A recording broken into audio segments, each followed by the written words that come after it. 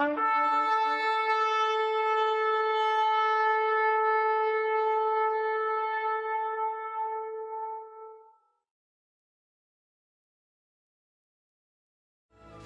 fête de la Pâque juive était proche, et beaucoup de gens du pays se rendaient à Jérusalem pour effectuer les rituels de purification.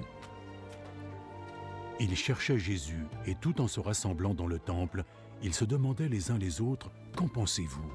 Il n'osera sûrement pas venir à la fête, n'est-ce pas ?»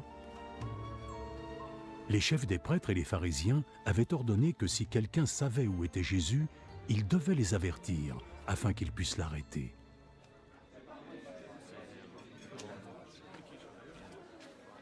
Six jours avant la Pâque, Jésus se rendit à Béthanie, où vivait Lazare, celui qu'il avait ressuscité d'entre les morts.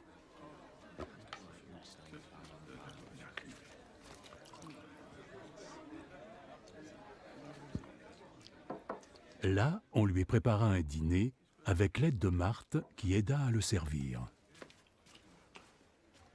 Lazare était un des convives qui étaient assis à table avec Jésus.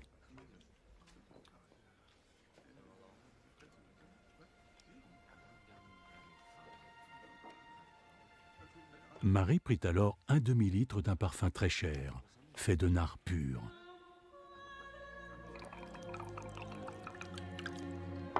Et le versa sur les pieds de Jésus. Puis elle les essuya avec ses cheveux. Et la maison tout entière fut remplie de la douce odeur du parfum. L'un de ses disciples, Judas Iscariote, celui qui allait le trahir, dit « Pourquoi n'a-t-on pas vendu ce parfum? Il doit valoir dans les 300 pièces d'argent. Et cet argent, on l'aurait donné aux pauvres. » Il disait cela non parce qu'il se souciait du sort des pauvres, mais parce que c'était un voleur. C'est lui qui tenait la bourse, et il prenait ce qu'on y mettait. Laisse-la tranquille.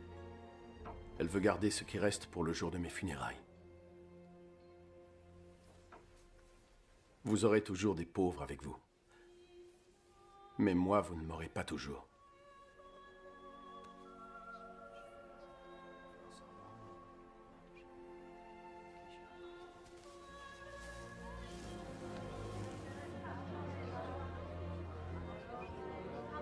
Une multitude de gens apprirent que Jésus était à Béthanie. Alors ils y allèrent, non seulement à cause de Jésus, mais aussi pour voir Lazare, que Jésus avait ressuscité. Les chefs des prêtres décidèrent alors de tuer aussi Lazare, parce qu'à cause de lui, beaucoup de Juifs se détournaient d'eux et croyaient en Jésus. Le lendemain, la foule énorme des gens venus à la fête de Pâques apprit que Jésus arrivait à Jérusalem. Tous prirent alors des branches de palmier et allèrent à sa rencontre en criant « Gloire à Dieu ! Que Dieu bénisse celui qui vient au nom du Seigneur ! Dieu bénisse le roi d'Israël !» Jésus trouva un âne et monta dessus, tel que cela apparaît dans les Écritures. « Ne prends pas peur, ville de Sion. Voici ton roi, assis sur le petit d'une ânesse. »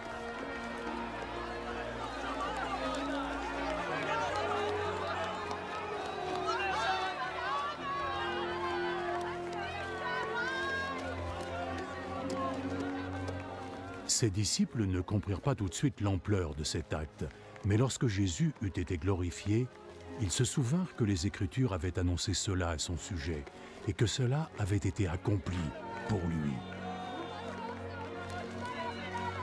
Tous ceux qui avaient été les témoins du moment où Jésus avait fait sortir Lazare du tombeau et l'avait ressuscité des morts, racontaient ce qu'ils avaient vu. Voilà pourquoi la foule venait à sa rencontre. Tous avaient entendu parler de ce miracle qu'il avait accompli. Alors, les pharisiens le constatèrent entre eux. Voilà, nous sommes loin d'avoir réussi. Voyez, le monde entier est en train de le suivre.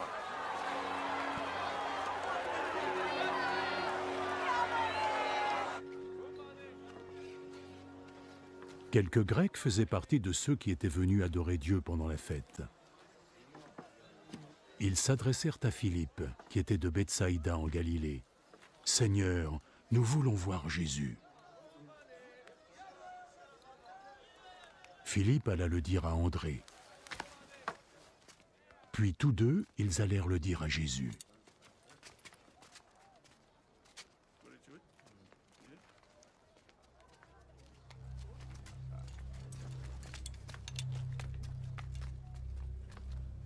Maintenant, l'heure est venue pour le Fils de l'homme de recevoir la gloire. En vérité, je vous le dis, un grain de blé ne sera jamais qu'un simple grain, à moins qu'il ne tombe dans la terre et y meure.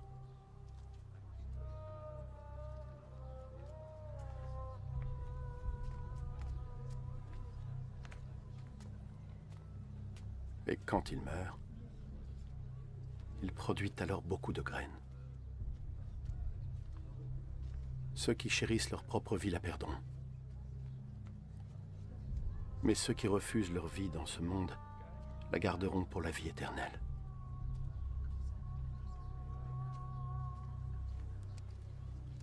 Celui qui veut me servir doit me suivre.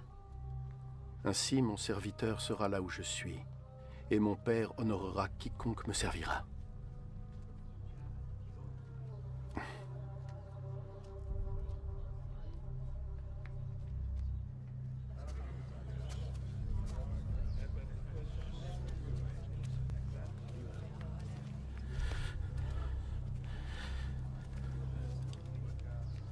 Maintenant, mon âme est troublée. Que dois-je dire?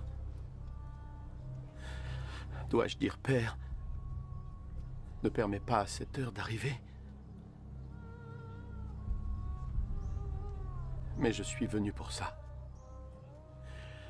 Pour que je puisse endurer cette heure de souffrance.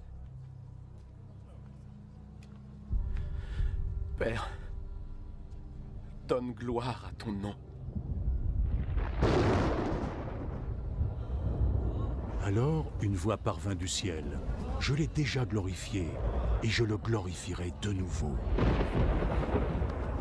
La foule qui était présente avait entendu la voix. Quelques-uns dirent que c'était le tonnerre, alors que d'autres dirent « Un ange lui a parlé. » Ce n'est pas pour moi que cette voix s'est fait entendre, mais pour vous. C'est maintenant l'heure où ce monde va être jugé.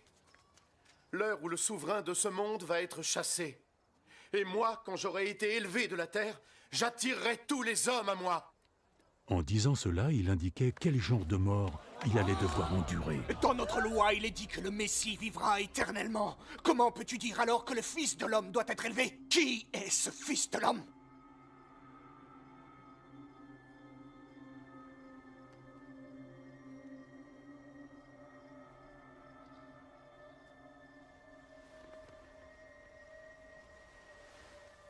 La lumière sera parmi vous pour un peu de temps. Suivez votre chemin pendant que vous avez la lumière, pour que l'obscurité ne vienne pas vous surprendre. Car celui qui marche dans l'obscurité ne sait pas où il va. Croyez en la lumière pendant que vous l'avez. Vous deviendrez alors des êtres de lumière.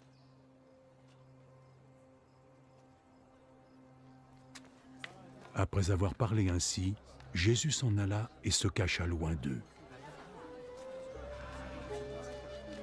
Bien qu'il ait accompli tous ces miracles en leur présence, ils ne croyaient pas en lui. De sorte que ce qu'avait dit le prophète Isaïe semblait se réaliser. « Seigneur, qui a cru en notre message? À qui le Seigneur a-t-il révélé son pouvoir ?» Ils n'étaient donc pas capables de croire parce qu'Ésaïe l'a dit aussi. Dieu les a rendus aveugles et il a fermé leur esprit, afin que leurs yeux ne voient pas et que leur esprit ne comprenne pas.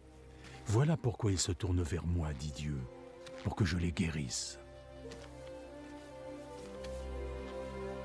Ésaïe avait dit cela parce qu'il avait vu la gloire de Jésus et qu'il parlait de lui. Malgré tout, parmi les autorités juives, il y en avait beaucoup qui croyaient en lui. Mais à cause des pharisiens, il n'en parlait pas ouvertement, de peur d'être exclu de la synagogue.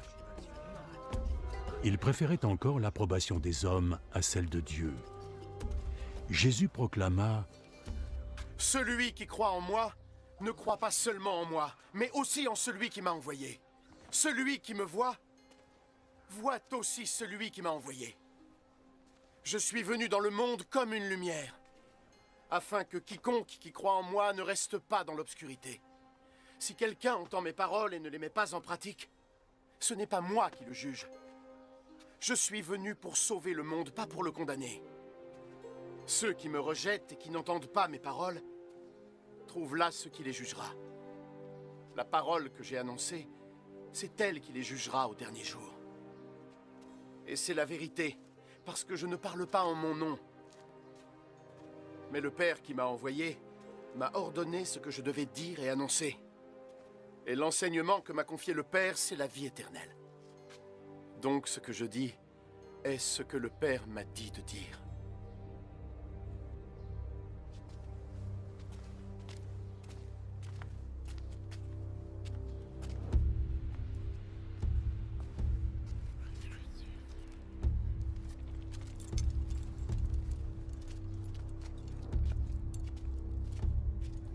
C'était maintenant la veille de la fête de Pâques.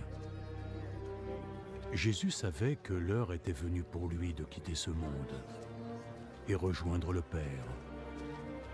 Il avait toujours aimé les siens qui étaient dans le monde et les aima jusqu'à la fin.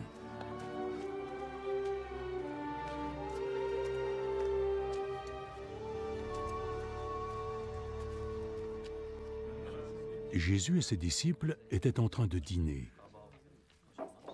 Le diable avait déjà fait germer dans le cœur de Judas, fils de Simon Iscariote, le dessein de trahir Jésus. Jésus savait que le Père lui avait transmis tout son pouvoir. Il savait qu'il était venu de Dieu et qu'il retournerait à Dieu.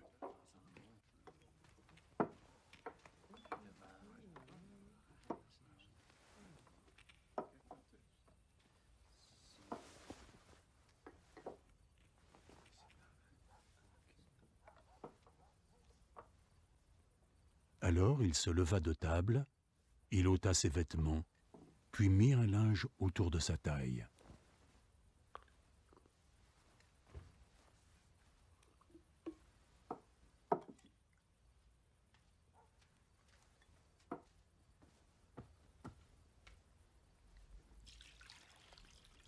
Ensuite, il versa de l'eau dans une bassine et commença à laver les pieds de ses disciples, puis à les essuyer avec le linge dont il était ceint.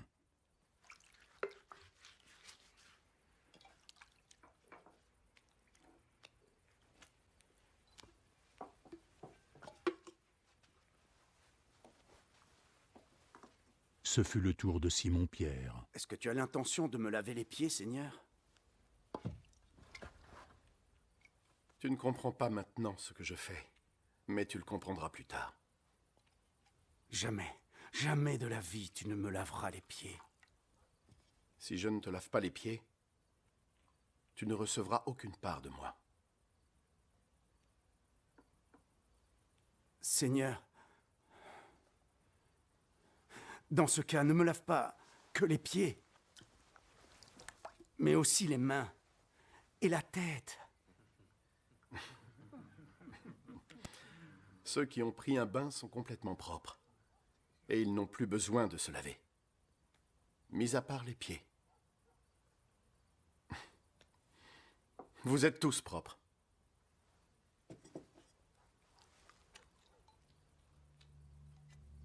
Tous sauf un. Jésus savait déjà qui allait le trahir. C'est pourquoi il dit « Vous êtes tous propres, sauf un ».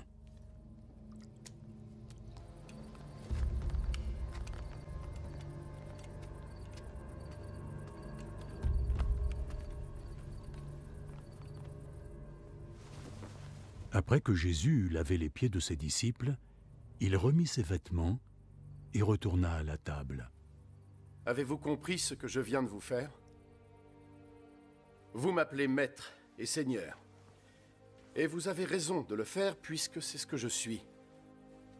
Moi, votre Seigneur et Maître, je viens de vous laver les pieds. Donc vous devez aussi vous laver les pieds les uns aux autres. Je vous ai donné un exemple, afin que vous agissiez comme je l'ai fait pour vous. En vérité, je vous le dis, un serviteur n'est pas plus grand que son maître, et un messager pas plus grand que celui qui l'a envoyé. Maintenant que vous savez cela, vous serez heureux de mettre cette vérité en pratique.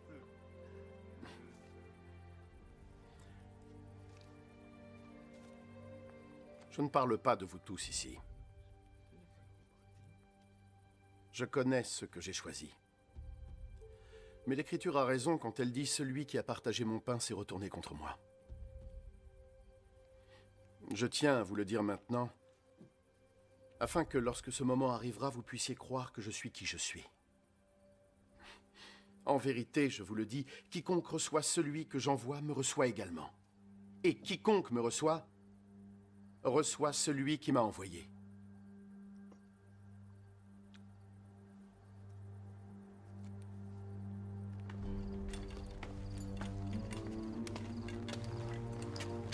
Il n'est pas sorti.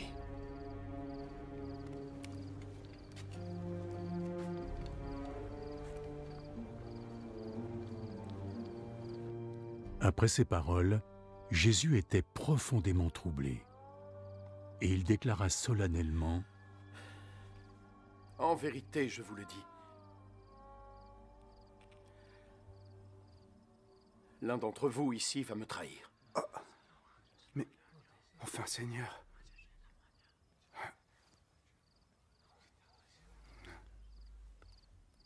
Les disciples se regardaient les uns les autres, perplexes, ne sachant pas de qui ils parlaient. Un des disciples, celui que Jésus aimait, était assis à ses côtés. Simon-Pierre lui fit un signe. « Demande-lui de qui il veut parler. » Alors, ce disciple se pencha vers Jésus. « Qui est-ce, Seigneur? »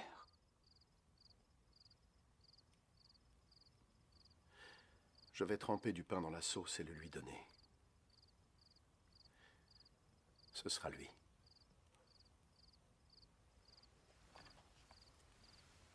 Alors il prit un morceau de pain, le trempa et le donna à Judas, le fils de Simon Iscariote. Dès que Judas prit le pain, Satan entra en lui. « Hâte-toi et fais ce que tu as à faire. » Aucun de ceux qui étaient à table ne comprit pourquoi Jésus lui disait cela. Comme Judas avait la responsabilité de la bourse, certains disciples pensèrent que Jésus l'avait envoyé acheter le nécessaire pour la fête, ou faire un don aux pauvres. Judas prit le morceau de pain et sortit aussitôt.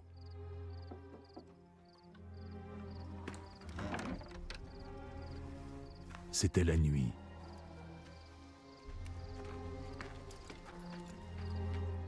Après que Judas fut sorti, Jésus dit, « Maintenant la gloire du Fils de l'homme est révélée. Maintenant la gloire de Dieu se révèle en lui. Et si la gloire de Dieu est révélée en lui, alors Dieu révélera en lui-même la gloire du Fils de l'homme. Et il le fera bientôt. »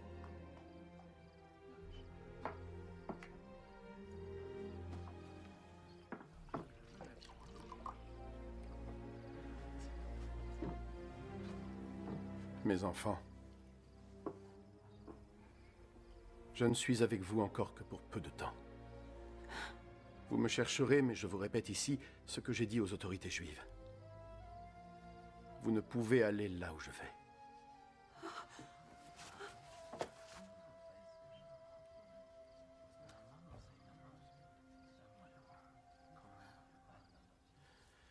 Et je vous donne un nouveau commandement. Aimez-vous les uns les autres. Comme je vous ai aimé, vous aussi aimez-vous les uns les autres. Si vous avez de l'amour les uns pour les autres, alors tout le monde saura que vous êtes mes disciples. Mais où vas-tu aller, Seigneur? Tu ne peux pas me suivre maintenant là où je vais. Mais tu pourras me suivre plus tard. Seigneur, et pourquoi ne le puis-je pas maintenant? Je suis prêt à mourir pour toi. Es-tu vraiment prêt à mourir pour moi? En vérité, je te le dis.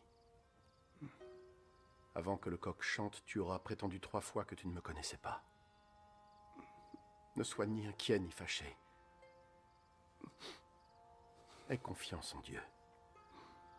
Et aie aussi confiance en moi. Il y a beaucoup d'espace dans la maison de mon père. Et je vais y préparer une place pour vous. Je ne vous le dirai pas si ce n'était pas vrai. Et après être allé vous préparer une place, alors je reviendrai et vous ramènerai près de moi, de sorte que vous soyez là où je suis. Vous connaissez le chemin qui mène à l'endroit où je vais. Oh Seigneur, nous n'avons aucune idée de l'endroit où tu vas. Alors comment pouvons-nous connaître le chemin à prendre? Je suis le chemin, la vérité et la vie.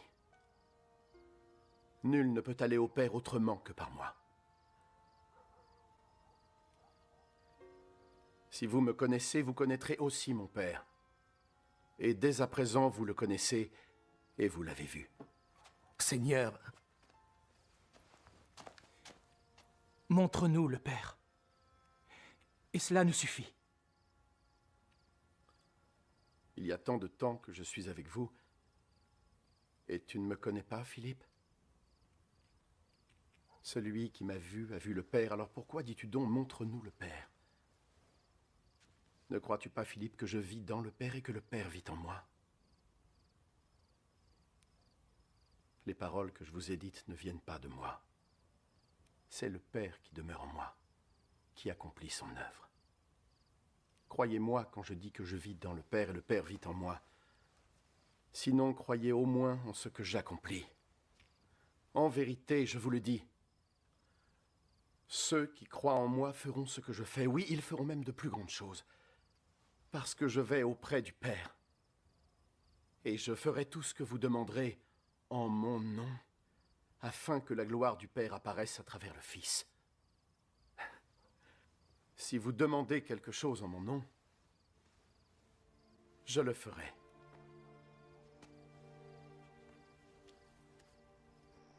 Si vous m'aimez, vous obéirez à mes commandements. Et moi, je demanderai au Père de vous donner un autre défenseur de sa cause, afin qu'il reste pour toujours avec vous. C'est l'Esprit de vérité, celui que le monde est incapable de recevoir, parce qu'il ne le voit pas et ne le connaît pas. Mais vous, vous le connaissez, parce qu'il demeure avec vous et en vous. Quand je m'en irai, je ne vous laisserai pas seul, je reviendrai vers vous. Dans bien peu de temps, le monde ne me verra plus, mais vous, vous me verrez. Et parce que je vis, vous vivrez aussi. Quand ce jour viendra, vous saurez que je vis en mon Père et que vous êtes en moi, tout comme je suis en vous.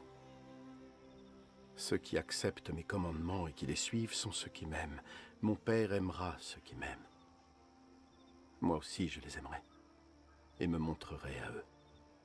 Judas, non pas Judas Iscariote, lui dit « Seigneur, comment se fait-il que tu te montreras à nous et non pas au monde? Ceux qui m'aiment obéiront à ma parole. Mon Père les aimera, et mon Père et moi viendrons et nous vivrons avec eux. Ceux qui ne m'aiment pas ne suivront pas ma parole. Et la parole que vous avez reçue n'est pas mienne, elle vient du Père, celui qui m'a envoyé. Je dis tout cela pendant que je suis encore avec vous. Celui qui vient vous aider, l'Esprit Saint que le Père enverra en mon nom, vous enseignera tout et vous rappellera tout ce que je vous ai dit. La paix, c'est ce que je vous laisse. C'est ma paix personnelle que je vous donne. Je ne vous la donne pas à la manière du monde. Ne soyez ni inquiets ni troublés. N'ayez pas peur. Vous m'avez entendu dire, je m'en vais, mais je reviendrai vers vous. Si vous m'aimiez, vous seriez heureux que j'aille auprès du Père, parce qu'il est plus grand que moi. Je vous l'ai dit maintenant, avant que les choses n'arrivent, afin que lorsqu'elles arriveront, vous croyiez. Je ne peux parler avec vous plus longtemps, parce que le souverain de ce monde arrive. Il n'a aucun pouvoir sur moi, mais le monde doit savoir que j'aime le Père. C'est pour ça que j'agis comme il me l'a ordonné. Venez, quittons cet endroit. Je suis la vraie vigne, et mon Père est le vigneron. Il a enlevé toute branche en moi qui ne donne pas de fruits. afin que chaque sarment de cette vigne soit saine. Et ainsi elle portera encore plus de fruits. Vous avez déjà été assainis par l'enseignement que je vous ai donné. Restez unis à moi. Et je resterai uni à vous.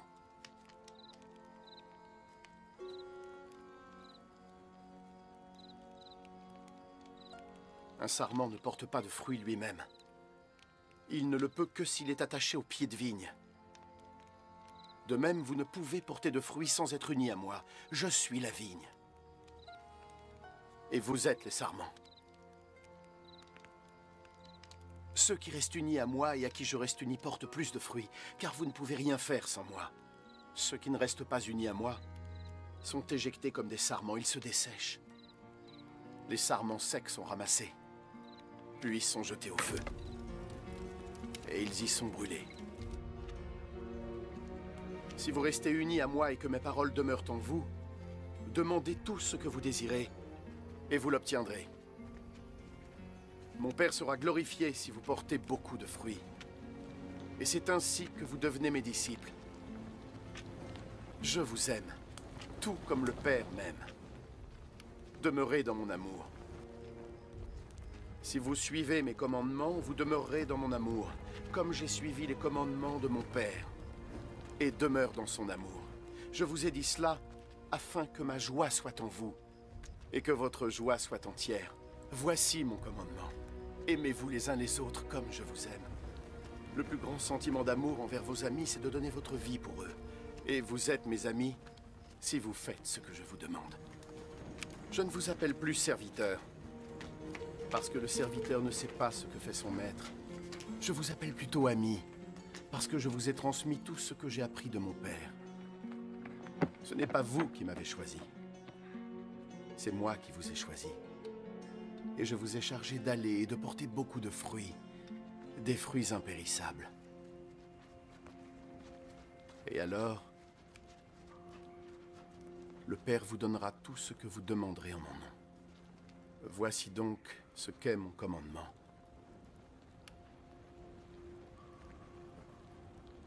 Aimez-vous les uns les autres. Si le monde vous hait, souvenez-vous juste Lapidons-le! qu'il m'a haï en premier. Si vous apparteniez au monde, le monde vous aimerait car vous seriez à lui.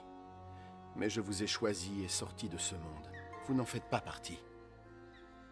C'est pour cela que le monde vous hait. Souvenez-vous de ce que je vous ai dit. Le serviteur n'est pas plus grand que son maître. Si les gens m'ont persécuté, ils vous persécuteront aussi. S'ils ont suivi mon enseignement, ils suivront aussi le vôtre. Mais tout ce qu'ils vous feront, ils le feront à cause de moi. Parce qu'ils ne connaissent pas celui qui m'a envoyé. Ils n'auraient pas été coupables de péché si je n'étais venu et ne leur avais pas parlé. Mais maintenant, ils n'ont plus d'excuses pour leur péché. Celui qui me hait mon Père tout autant. Ils n'auraient pas été coupables de péché si je n'avais fait parmi eux des actes que nul autre n'a jamais faits. Or, maintenant ils ont vu ce que j'ai fait. Et ils nous haïssent, moi et mon Père. Cependant, tout cela devait arriver afin que se réalise la parole écrite dans leur loi. Ils m'ont haï sans aucune raison. Celui qui doit vous aider va venir, l'Esprit de vérité, et qui vient du Père.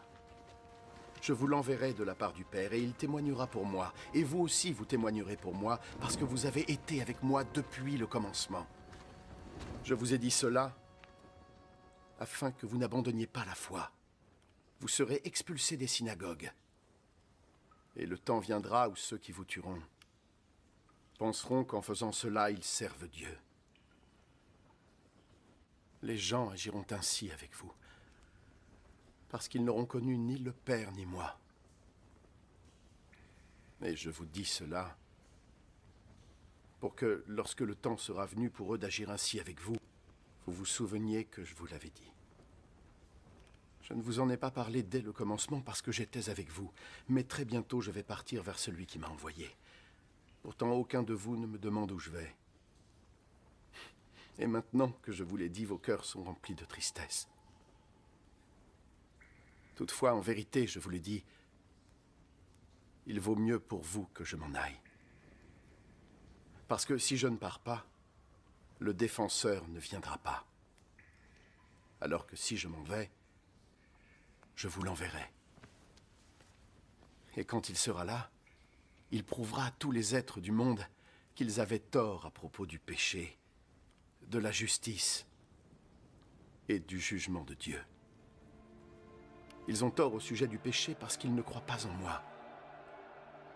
Ils ont tort au sujet de la justice parce que je m'en vais auprès du Père et qu'ils ne me verront jamais plus. Et ils ont tort au sujet du jugement parce que le prince de ce monde a déjà été jugé. J'ai encore beaucoup de choses à vous dire, mais vous ne pourriez pas les supporter maintenant. Quand toutefois l'Esprit sera venu, celui qui révèle la vérité sur Dieu, il vous conduira dans toute la vérité. Il ne parlera pas en son propre nom, mais il dira tout ce qu'il aura entendu et vous annoncera ce qui va arriver. Il me glorifiera parce qu'il prendra ce que je lui donnerai et vous l'annoncera. Tout ce que mon Père possède est à moi. C'est pourquoi j'ai dit que l'Esprit prendra ce que je lui donnerai et vous l'annoncera. Encore un peu de temps et vous ne me verrez plus. Et puis encore un peu de temps et vous me verrez. Certains de ses disciples se demandèrent entre eux « Qu'est-ce que ça veut dire ?» Il nous annonce que dans très peu de temps, nous ne le verrons plus, et qu'ensuite, très peu de temps après, nous le verrons. Et il a ajouté « C'est parce que je vais auprès du Père. » Que signifie son « encore un peu de temps » ? Nous ne savons de quoi il veut parler. Jésus comprit qu'il voulait l'interroger. J'ai dit « Encore un peu de temps et vous ne me verrez plus. Et puis encore un peu de temps et vous me verrez. » Est-ce bien à ce sujet que vous vous posez des questions? En vérité, je vous le dis, vous pleurerez et vous lamenterez, mais le monde se réjouira. Vous serez triste, mais votre tristesse se changera en joie.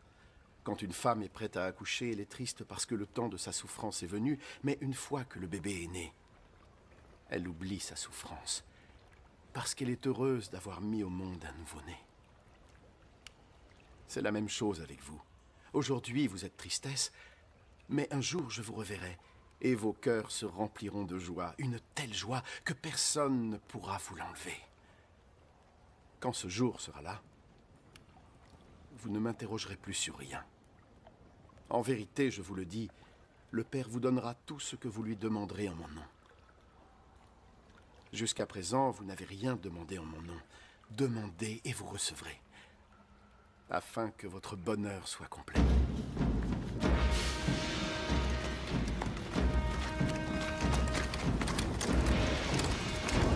Je me suis servi de paraboles pour vous dire tout cela.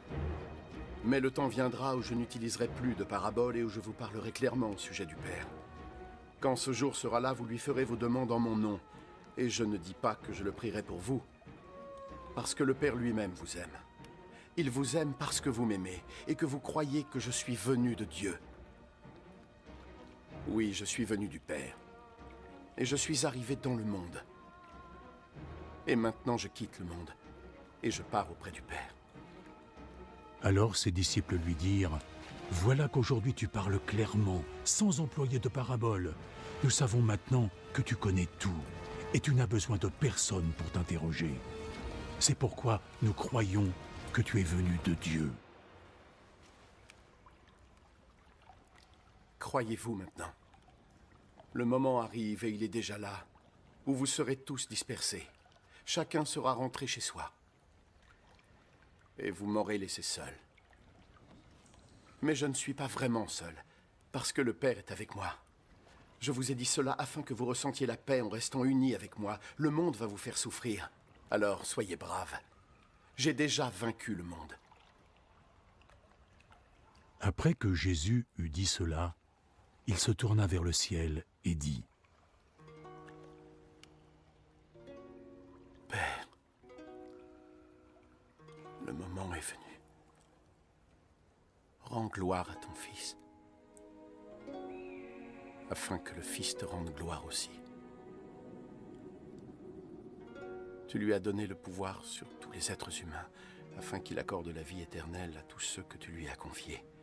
Et la vie éternelle consiste à te connaître, toi, le seul Dieu véritable, et à connaître Jésus-Christ, celui que tu as envoyé. J'ai manifesté ta gloire sur terre. J'ai achevé l'œuvre que tu m'as donnée à faire. Père, maintenant accorde-moi ta gloire en ta présence, cette gloire que j'avais auprès de toi avant que le monde existât. Je t'ai fait connaître à ceux que tu as extraits du monde. Ils t'appartenaient et tu me les as donnés. Ils ont obéi à ta parole et ils savent maintenant que tout ce que tu m'as donné vient de toi.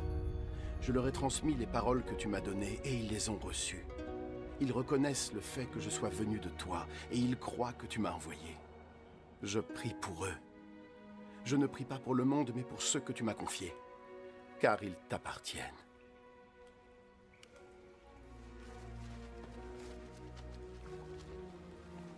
Tout ce que j'ai est à toi. Et tout ce que tu as est à moi. Et je suis glorifié à travers eux. Et maintenant je viens à toi. Je ne suis plus dans le monde, mais eux sont dans le monde. Ô très saint Père, protège-les grâce à ton pouvoir divin. Celui que tu m'as accordé, afin qu'ils deviennent un. Comme toi et moi sommes un. Pendant que j'étais avec eux, je les protégeais grâce à ton pouvoir divin, celui que tu m'as accordé. Je les ai protégés, et aucun d'eux ne s'est perdu, à part celui qui était voué à se perdre, pour que ce qui est écrit se réalise. Et maintenant, je viens à toi et je suis encore dans le monde en disant cela, afin qu'ils sentent ma joie en eux, une joie entière. Je leur ai donné ta parole et le monde les a haïs, parce qu'ils n'appartiennent pas au monde, tout comme je n'appartiens pas au monde. Je ne te demande pas de les retirer du monde, mais je te prie et te demande de les préserver du mal.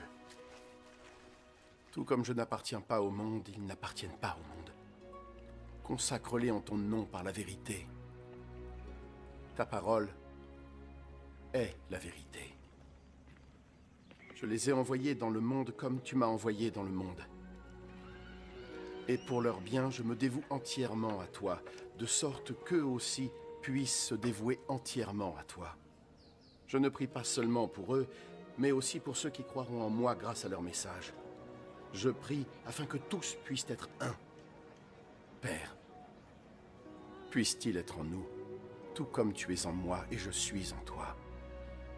Puisse-t-il être un, afin que le monde croie que tu m'as envoyé.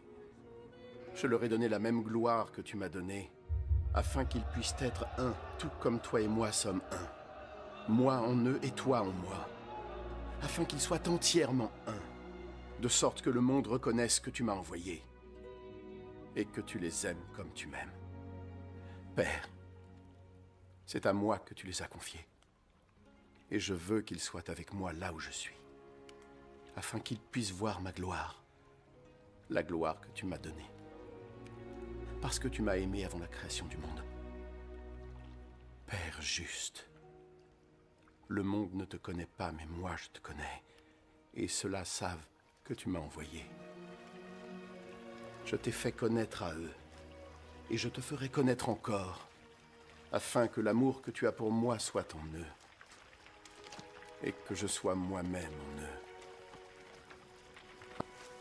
Quand Jésus eut terminé sa prière, il partit avec ses disciples et traversa le torrent du Cédron.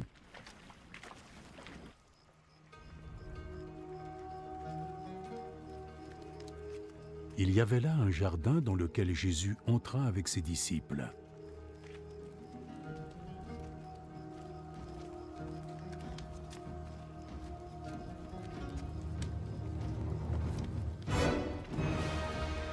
Judas le traître connaissait ce lieu, parce que Jésus et ses disciples s'y étaient souvent réunis.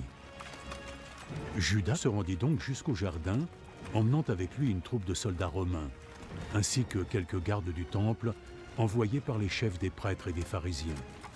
Ils étaient armés et portaient lanternes et flambeaux.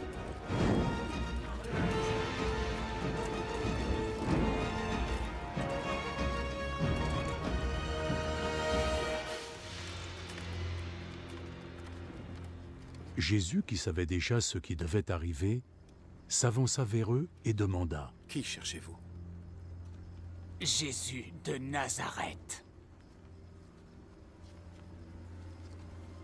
Judas le traître qui le livrait se tenait là, avec eux, lorsque Jésus leur dit « C'est moi. »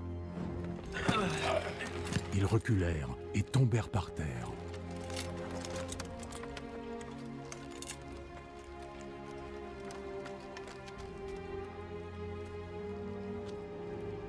De nouveau, Jésus leur demanda « Qui cherchez-vous »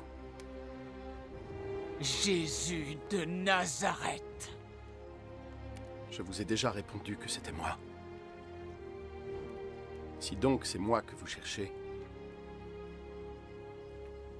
laissez partir les autres.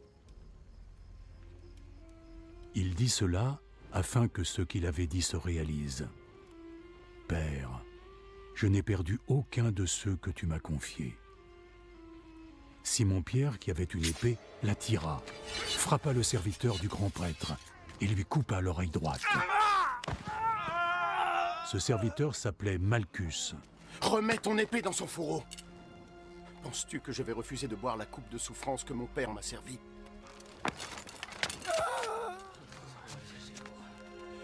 Alors les soldats romains, leurs commandants et les gardes des autorités juives se saisirent de Jésus, le ligotèrent.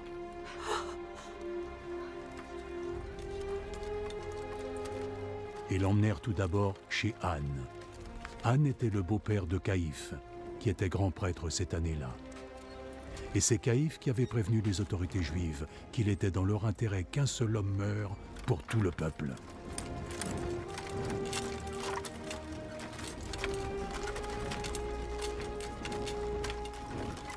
Simon-Pierre et un autre disciple suivaient Jésus. Cet autre disciple était bien connu du grand prêtre. Il put donc entrer avec Jésus dans la cour de la maison du grand prêtre, tandis que Pierre restait dehors, près de la porte.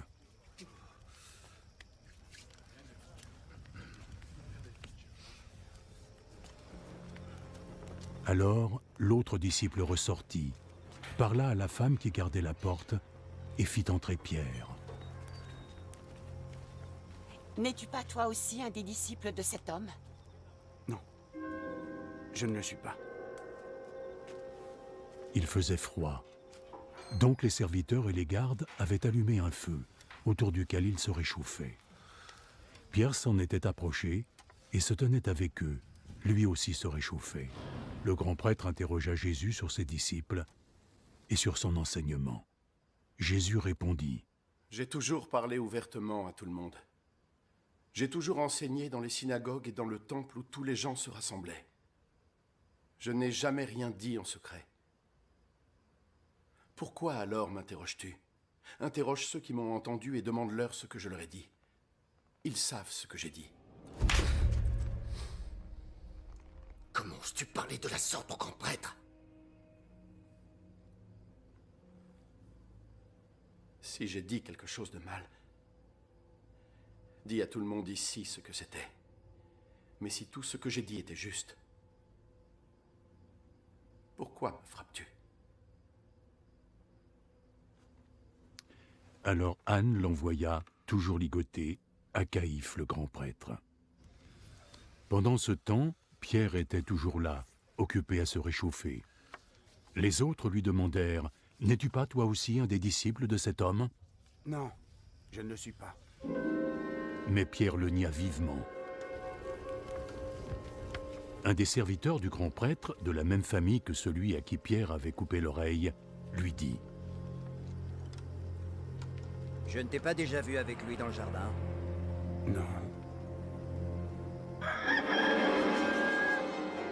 Et aussitôt, un coq se mit à chanter.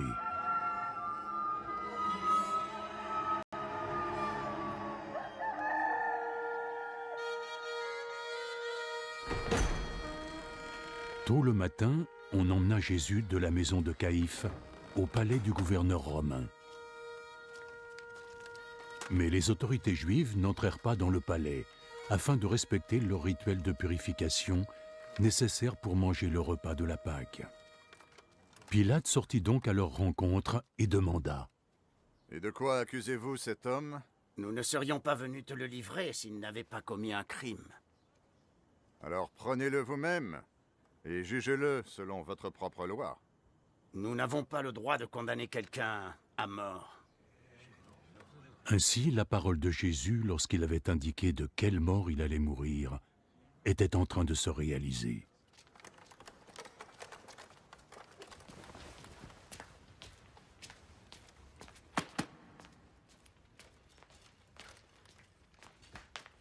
Pilate rentra dans le palais et fit venir Jésus.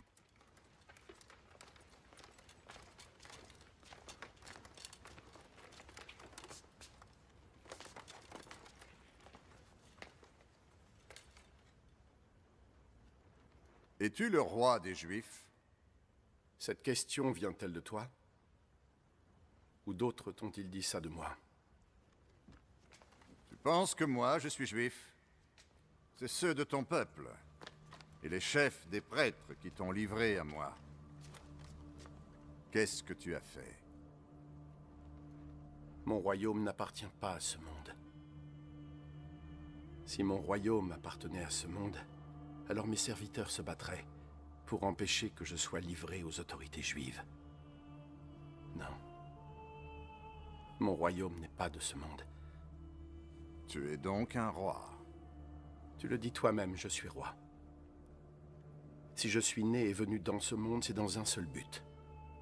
Rendre témoignage à la vérité.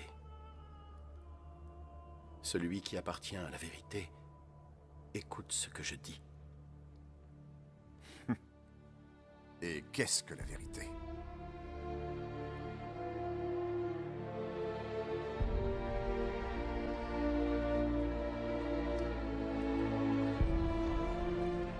Après cela, Pilate retourna voir les gens au dehors et leur déclara. Je ne trouve aucune raison pour le condamner. Mais...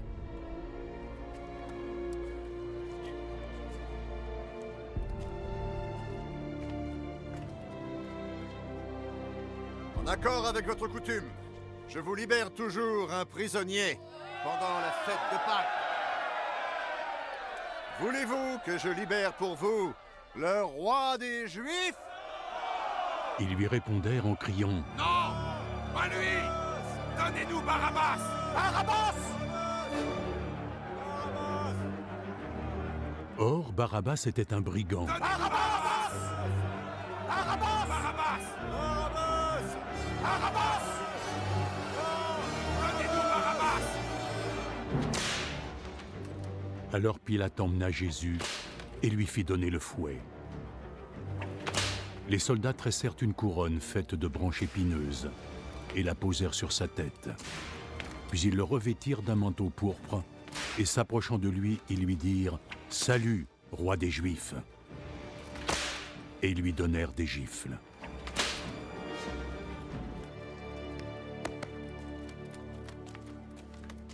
Pilate ressortit et s'adressa de nouveau à la foule.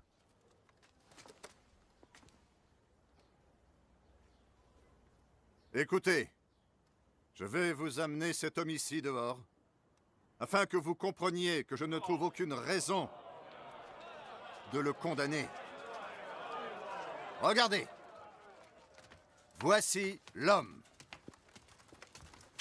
Jésus sortit donc, portant la couronne d'épines et le manteau de pourpre. Crucifiez-le! Crucifiez-le! Crucifiez-le! Crucifiez-le! Crucifiez-le! À mort! Crucifiez-le! Crucifiez-le! Oui, c'est bien.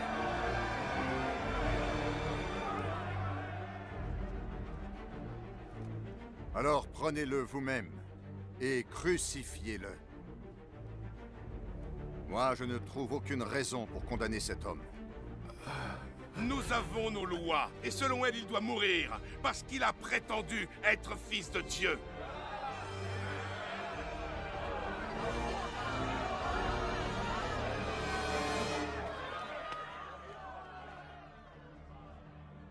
Quand Pilate entendit cela, il prit encore plus peur.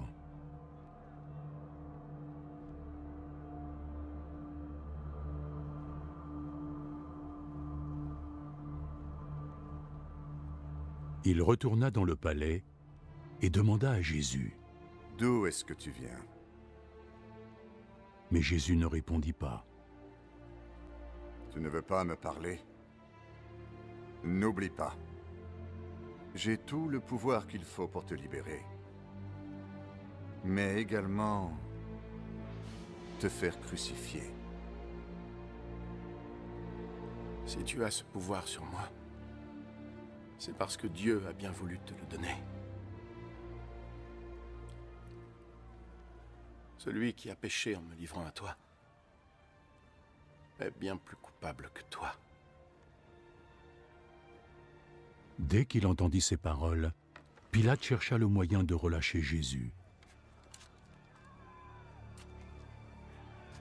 Si jamais tu le relâches, ça signifiera que tu n'es pas l'ami de César.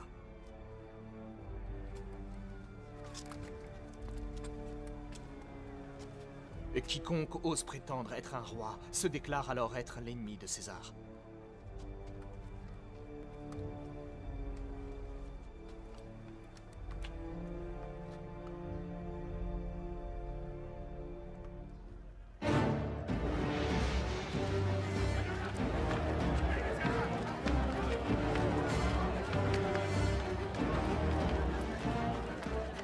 Quand il eut entendu ces mots, Pilate fit amener Jésus dehors et s'assit à son tribunal au lieu appelé Place Pavée, en hébreu Gabata.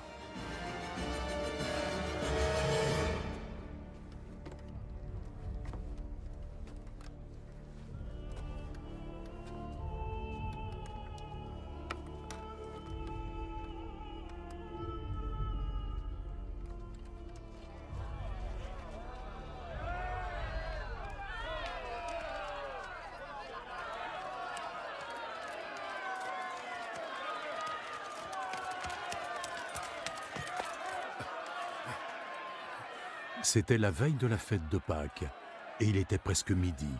Pilate s'adressa à la foule. « Voici votre roi. » Tuez-le! Crucifiez-le! Crucifiez-le! À mort! Crucifiez-le! Crucifiez-le!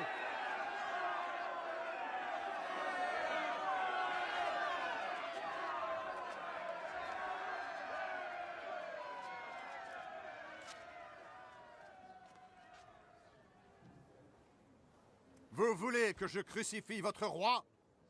Nous n'avons qu'un seul roi, c'est César.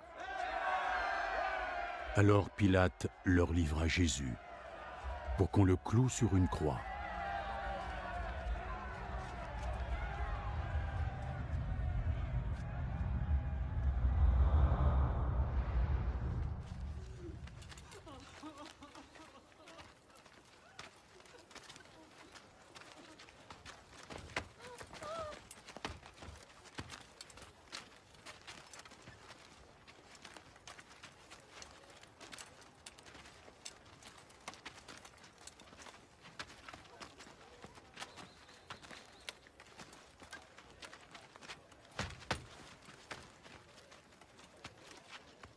Ils prirent donc Jésus et l'emmenèrent. Il dut porter lui-même sa croix pour sortir de la ville et marcher jusqu'à un endroit appelé le lieu du crâne, Golgotha en hébreu.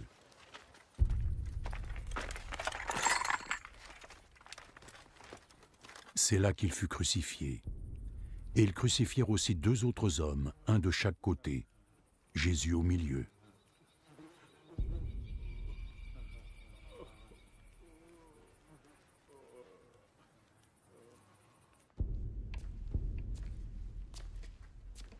Pilate fit faire un écriteau qu'il fit poser sur la croix. Dessus, il y avait écrit « Jésus de Nazareth, roi des Juifs ».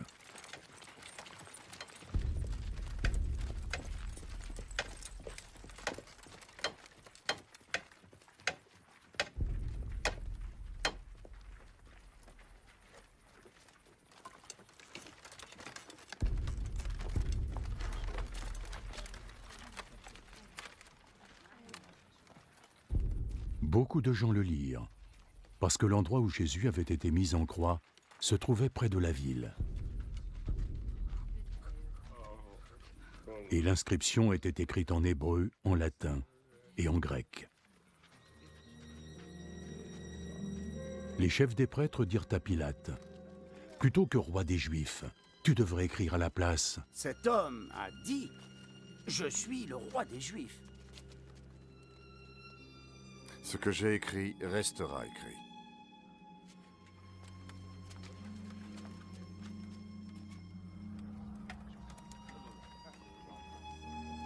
Après que les soldats eurent crucifié Jésus, ils prirent ses vêtements et ils en firent 4 parts, une pour chaque soldat. Ils prirent aussi sa tunique, tissée d'une seule pièce et sans couture. Entre eux, les soldats se dirent « Ne la déchirons pas, mais jouons-la au dé pour savoir qui la gardera. » Voici donc qu'allait se réaliser cette parole de l'Écriture. Ils se sont partagés mes vêtements, et ils ont tiré au sort ma tunique. Et c'est ce que firent les soldats. Près de la croix de Jésus se tenait sa mère, et la sœur de sa mère, Marie, la femme de Clopas, ainsi que Marie de Magdala. Jésus vit sa mère, et auprès d'elle, le disciple qu'il aimait. « Voici ton fils. » Puis il dit aux disciples, « Voilà ta mère. » et dès cet instant, le disciple la prit et l'emmena vivre chez lui. Ainsi, à présent, Jésus savait que tout avait été accompli. Et afin que l'Écriture se réalise, il dit,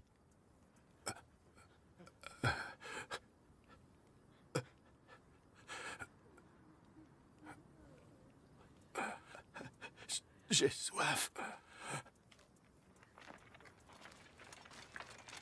il y avait là un vase, plein de vinaigre. Alors une éponge fut trempée dans ce vinaigre, fixée à une branche d'hysope, et portée jusqu'à ses lèvres.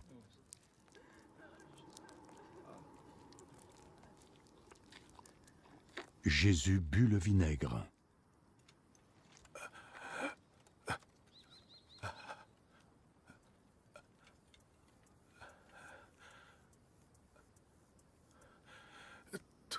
Accompli. Puis il baissa la tête et rendit l'âme.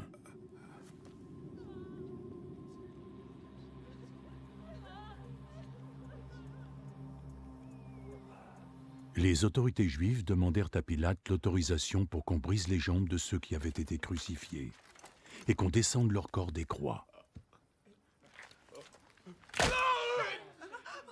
Ils firent cette requête car c'était un vendredi, et ils ne voulaient pas que les corps restent sur la croix pendant le sabbat, d'autant que ce sabbat-là était particulièrement important. Alors les soldats vinrent et brisèrent les jambes du premier supplicié, puis celles du second des 2 hommes qui avaient été crucifiés avec Jésus. Puis vint le tour de Jésus.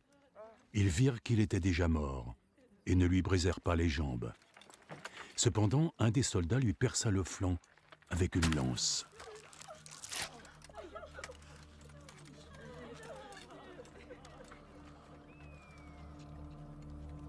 Et du sang et de l'eau en sortirent aussitôt.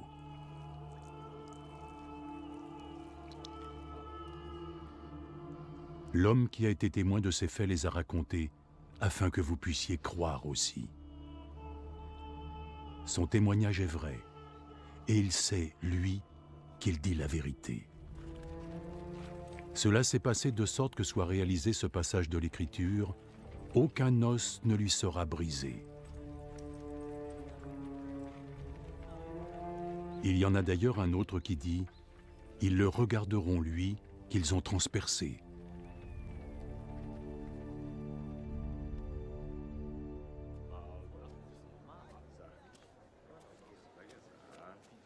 Après cela, Joseph, qui était de la ville d'Arimathie, demanda à Pilate l'autorisation de récupérer le corps de Jésus.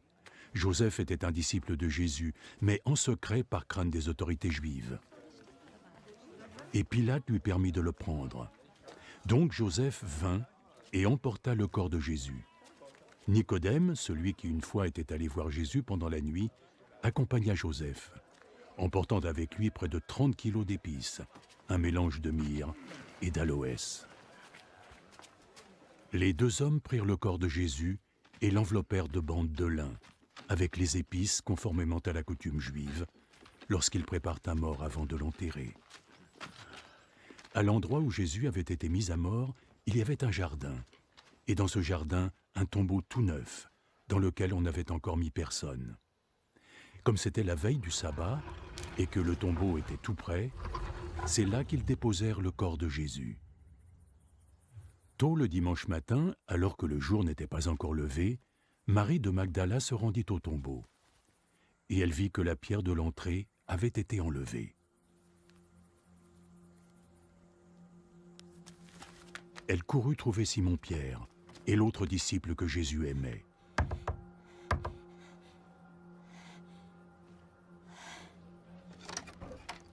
Ils ont sorti le Seigneur de son tombeau et on ne sait pas où il a été emmené. Alors Pierre et l'autre disciple sortirent et allèrent au tombeau. Tous les deux couraient vite, mais l'autre disciple courut encore plus vite que Pierre et arriva le premier au tombeau. Il se pencha et aperçut les bandes de lin par terre, mais il n'entra pas. Simon-Pierre, qui le suivait, arriva et pénétra directement dans le tombeau.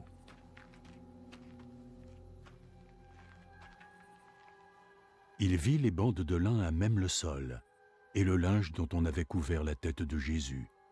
Ce linge n'était pas par terre avec les bandes de lin, mais il était enroulé à part. Puis l'autre disciple, qui était arrivé le premier, entra à son tour. Il vit et il crut. Il ne comprenait pas encore que, selon l'Écriture, Jésus devait se relever d'entre les morts. Puis les disciples s'en retournèrent chez eux. Marie, elle, resta à l'entrée du tombeau et pleura. Tandis qu'elle pleurait, elle se pencha et regarda à l'intérieur du tombeau.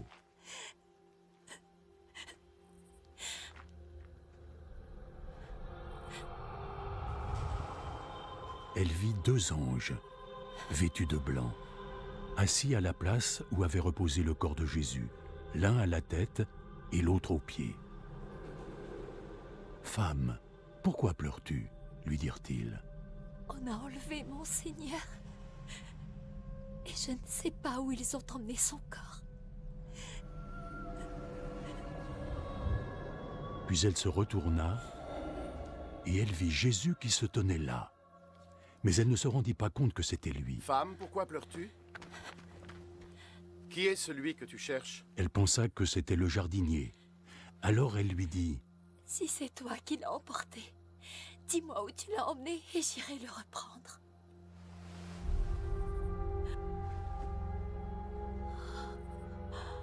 Marie. Elle se tourna vers lui et lui dit en hébreu « Rabouni », ce qui signifie maître. Ne me retiens pas, car je ne suis pas encore remonté vers le Père. Mais va voir mes frères et dis-leur ceci: je vais retourner auprès de celui qui est mon Père, et aussi leur Père, mon Dieu et leur Dieu. Marie de Magdala partit donc annoncer aux disciples qu'elle avait vu le Seigneur et leur répéter ce qu'il lui avait dit. Il était tard, en ce dimanche soir, et les disciples s'étaient réunis. Ils avaient fermé les portes à clé, car ils craignaient les autorités juives. Jésus vint et se tint parmi eux. La paix soit avec vous. Après avoir dit cela, il leur montra ses mains et son flanc.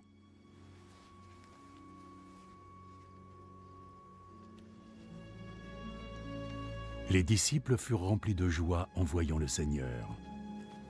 Jésus leur dit de nouveau: « La paix soit avec vous. Comme le Père m'a envoyé, alors je vous envoie. »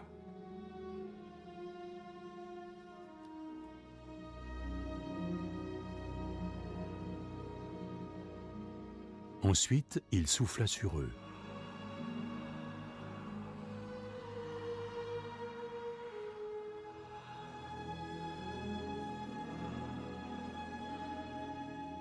recevez le Saint-Esprit. Si vous pardonnez à ceux qui ont péché, ils auront le pardon. Si vous ne leur pardonnez pas,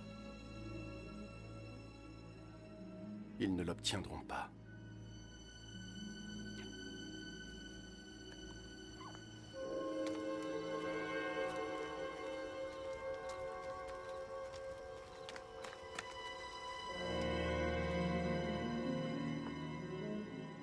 L'un des 12 disciples, Thomas, surnommé le jumeau, n'était pas avec eux lorsque Jésus vint. Les autres disciples lui dirent donc : « Nous avons vu le Seigneur. » Moi, si je ne vois pas la trace des clous dans ses mains, et pouvoir poser le doigt sur sa blessure, poser ma main sur son flanc, jamais je ne croirais ça, non.